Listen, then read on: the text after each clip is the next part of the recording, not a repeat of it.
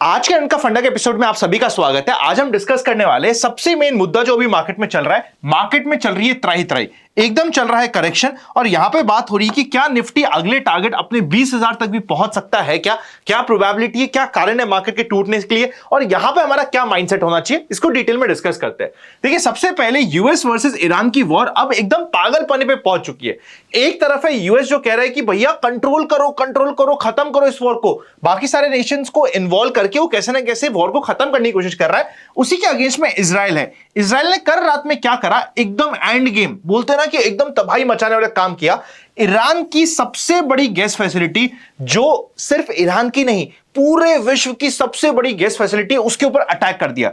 जैसे ये अटैक होता है, यूएस की तरफ से एक स्टेटमेंट आता है कि अरे हमें तो कुछ पता नहीं था। डांटा भी है इजराइल को कि भाई तुम ये क्या कर रहे हो। डांटा क्या, वो तो प्रपंच होता है, एक दिखाने के लिए बोलना पड़ता है कि अरे तुमने ये क्या किया, ऐसा क्यों कर दिया भाई साहब। और इसने इसको डांटा कि भैया तुमने क्यों अटैक कर दिया, पर इजराइल तो वहां पे अटैक कर चुका था। जैसे अटैक होता है, ईरान बोलता है कि भाई अब ना मैं हो चुका हूं एकदम खुला। कतर, सऊदी, यूएई, जहां की जो गैस फैसिलिटी मुझे मिलेगी, बल्कि उसने तो खुला बोल भी दिया, असली धुरंधर तो ईरान निकला यहां पे। उसने बोला कि भाई पे जहां जहां मैं बता रहा हूं आपको ये लोकेशंस लिख लो, इन सब जगह पे मैं अपना अगला अटैक करने वाला हूं और कर दूंगा, अगर आजू बाजू रहते तो निकल जाओ। और एक्चुअली उन्होंने अटैक भी कर दिया। जैसे ये अटैक होता है, ये कंप्लीट वॉर जो ऑलरेडी ऑयल एंड गैस पे शिफ्ट हो चुका है, वापस से सेंट्रल पॉइंट चल जाता है ऑयल एंड गैस। और ऑयल के प्राइसेस इंडिया में $100 को वापस से क्रॉस कर जाते हैं। जब भी क्रूड के प्राइसेस इंडिया में बढ़ेंगे, वो इंडिया के लिए बहुत खराब है, बिकॉज इंडिया क्रूड को इंपोर्ट करता है। मेजॉरिटी ऑफ द क्रूड जो इंडिया में आता है वो इंपोर्ट होता है। अभी तक क्या हो रहा था, यूएस ने कहा था कि भैया तुम रशिया से इंपोर्ट नहीं कर सकते, बट अभी वो सैंक्शंस भी हटा दिए, तो इंडिया अब रशिया से इंपोर्ट कर रहा है। तो रशिया इज वेरी हैप्पी कि भैया वॉर चल रही, चलने दो, मेरा तो क्रूड बिक रहा है, पैसा आ रहा है, क्या मतलब है। चाइना इज वेरी हैप्पी, बोल रहा है चलो जो यूएस को फालतू मेरे से लड़ता था, अभी वो कहीं और लड़ रहा है, माथा खराब, खत्म, हम लोग यहां पे आराम से अपना काम करते हैं। और अब ये ईरान बोल रहा है कि मैं इस कंप्लीट वॉर को बना दूंगा इकोनॉमिक अर्थक्वेक, हर जगह तबाही मचाऊंगा मैं सारी की सारी। अगर आपने एक बार मेरी गैस फैसिलिटी पे अटैक कर दिया, मतलब ये करना अलाउड है, अब मैं करता हूं भैया तुम्हें अटैक। देखिए, इस कंप्लीट वॉर में हो क्या रहा है, आपको उसको शॉर्ट में समझिएगा, आप समझोगे। ईरान के लिए जीत क्या है, कब मानोगे कि ईरान जीता। ईरान तब जीतेगा जब उसका सर्वाइवल हो रहा है। अगर वो जिंदा है तो मतलब वो जीत गया। बहुत सिंपल सा मैटर है। ईरान ये नहीं चाहता कि भैया मैं जाके यूएस में मिसाइल फोड़ दूं, वो फोड़ भी नहीं सकता। उसके पास 2-3 हजार किलोमीटर से ऊपर की कोई मिसाइल है भी नहीं कि वो जाके डायरेक्टली यूएस में अटैक कर सके, कर ही नहीं सकता। इसलिए वो क्या सोच रहा है कि भैया अगर मैं जिंदा हूं, मतलब मैं अगर आज के दिन सर्वाइव कर पा रहा हूं और सामने वाले को दिक्कत हो रही है मेरे सर्वाइवल से, मैं तो जीत गया। और ईरान ने इस कंप्लीट मैटर को ऑयल एंड गैस पे लाके इकोनॉमिक के ऊपर इंपैक्ट देने वाला मैटर बना दिया है। यूएस को हर दिन वॉर चलाने का पैसा देना पड़ रहा है, क्रूड बढ़ रहा है, जिसकी वजह से वहां पे इन्फ्लेशन बढ़ रहा है। यूएस फेड इंटरेस्ट रेट अब घटा नहीं पाएगा, क्योंकि वहां पे इंटरेस्ट रेट नहीं घटेंगे तो वहां पे इकोनॉमी में प्रेशर आएगा, पैसा विड्रॉ होगा इक्विटी से। और ये कंप्लीट वॉर अब एकदम डेडली सिनेरियो पे, बोलते ना कि एकदम गंदे सीन में हो चुका है, एकदम स्ट्रीट फाइट हो गई है, जिसकी वजह से इंडियन मार्केट में भी आज के दिन तबाही देखने को मिली। अब अगले इंडियन मार्केट की बात करें, जब जब क्रूड का प्राइस बढ़ेगा तब तब इंडियन मार्केट टूटेगा। बहुत सिंपल सा कोऑर्डिनेशन है। अगर क्रूड का प्राइस $110 के ऊपर रेगुलरली अगले 1 महीने तक मेंटेन हो जाता है, इक्विटी मार्केट में और करेक्शन आए तो आपको डरना नहीं चाहिए। अब आप में से कुछ लोग बोल सकते हो कि भैया यहां पे अभी हम 23,000 पे पहुंच चुके हैं, इससे नीचे आएगा तो भैया मेरे तो हार्ट बीट नीचे ऊपर हो जाएगी, बिकॉज मेरा पोर्टफोलियो बहुत ज्यादा है। तो आपको अपने पोर्टफोलियो को सिक्योर करना, पुट बाय करके हेज करना ऑन एवरी बाउंस इंपॉर्टेंट रहेगा। वो आप अपने पोर्टफोलियो को सिक्योर कर लीजिए कि भैया 23,000 के नीचे मेरा पोर्टफोलियो सिक्योर्ड है, अननेसेसरी मेरे को यहां पे लॉस नहीं होगा। उस चीज को आप मेंटेन कर लीजिएगा, क्योंकि अगर ये वॉर यहां से बढ़ती है, कंफ्यूजन आगे चलता है। जो ईरान तो चाह रहा है कि भैया 1 महीना और चल जाए और 2 महीने और चल जाए, मैं तो चाह रहा हूं कि भाई चलती रहे और मेरे को तो कोई फर्क ही नहीं पड़ रहा।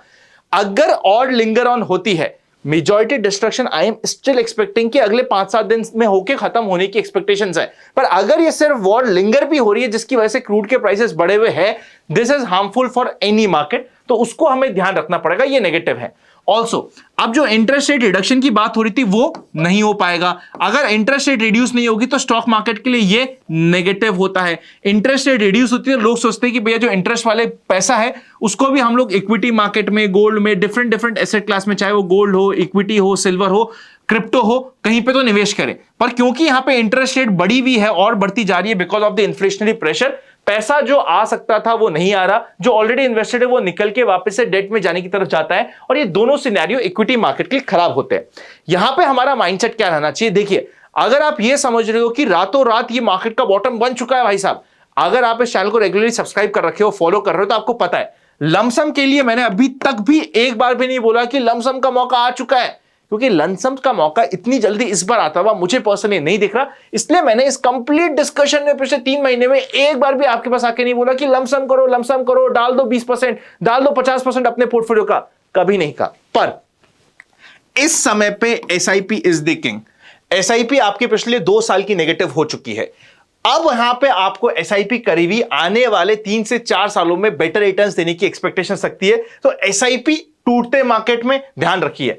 अगर किसी को टॉपअप करना है तो जितना आपका मंथली एसआईपी का अमाउंट होता है सिर्फ इतना ही टॉपअप बनता है। अगर आपकी 10,000 रुपए की एसआईपी जाती है, आपको लगता है कि नहीं यार मेरे से तो नहीं रहा जा रहा, इस बार हमें मौका मिल रहा है इस मंथ में फॉल का, हम इस मौके को यूज करना चाहते हैं, तो आप 10,000 की जगह 20,000 की एसआईपी डाल दीजिए, मान ली बात। पर आप सोचो कि 10,000 का मेरे एसआईपी चल रही है, मैं सीधा 10 लाख रुपए डाल देता हूं, भैया मार्केट का सबसे बड़ा मौका है। मौका कई बार धोखा भी होता है। अभी तक हमें पता नहीं कि ये मौका है या सिर्फ एक बड़ा ट्रैप बन रहा है, बिकॉज मार्केट के वैल्यूएशंस अभी भी सस्ते नहीं हुए।